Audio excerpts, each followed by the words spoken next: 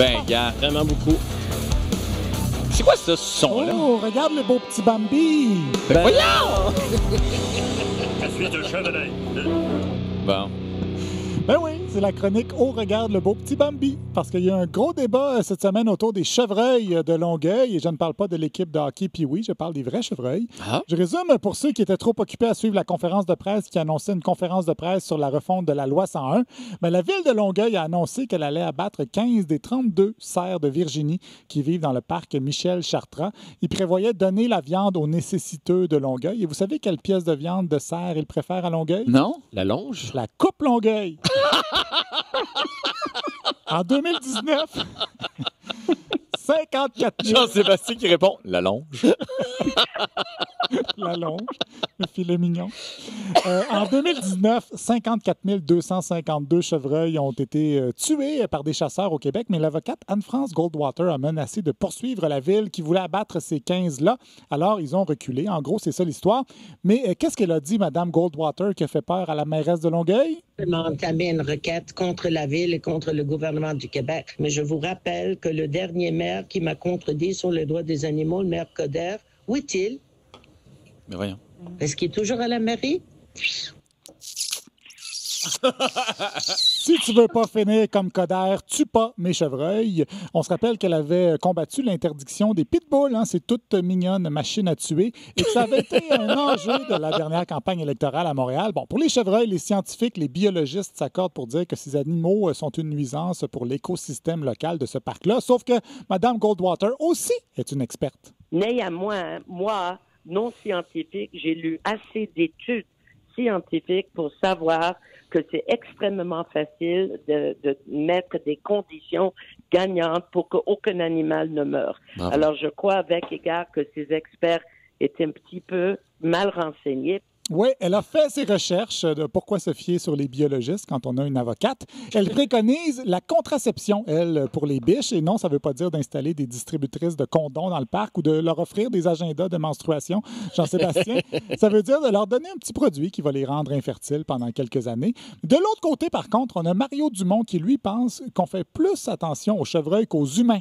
Petite réflexion comme ça. Tu sais quoi, Mario? Si on passait un peu plus de temps à parler du sort de nos enfants, autant d'énergie pour défendre les enfants maltraités. La ville de Longueuil dépenserait jamais autant d'argent pour des enfants. Jamais. Jamais. C'est terrible, Mario. Juste y penser, juste dire ça, c'est terrible. Ben, on est là. On est là. Assez terrible, oui, surtout que je ne sais pas trop pourquoi ils disent ça, parce que vite, bon, j'ai lu que Longueuil vient d'investir 4 millions pour des terrains de jeu pour les enfants, mais ils n'ont acheté aucune balançoire à chevreuil.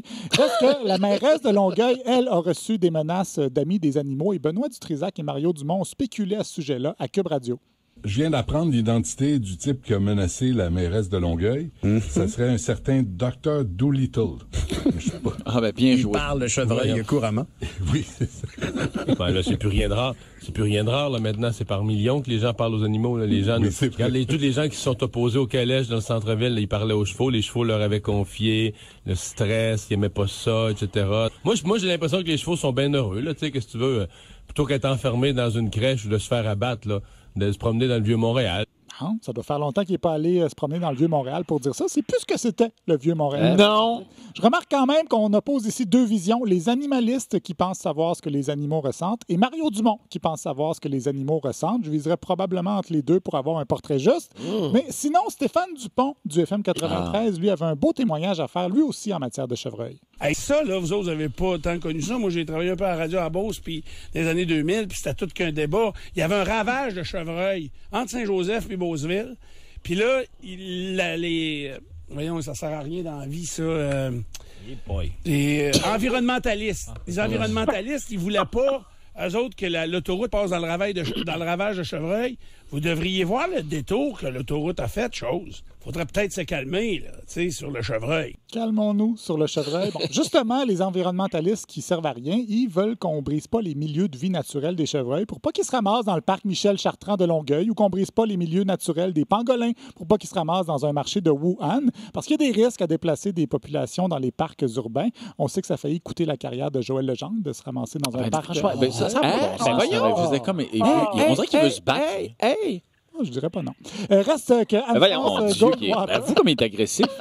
Anne-France Goldwater a peut-être expliqué malgré elle le fond de ce débat en répondant à la question de Sophie Durocher sur son végétarisme à 2 vitesses. Qu'il faut vraiment que vous deveniez 100% végétarienne, là, parce que vous pouvez plus manger du poulet puis des crevettes après le vibrant plaidoyer que vous avez fait pour les animaux, là, que vous nous faites ce matin. Touchez-moi pas les crevettes. Touchez-moi pas les crevettes. Crevettes et homards, ils sont trop moches pour être...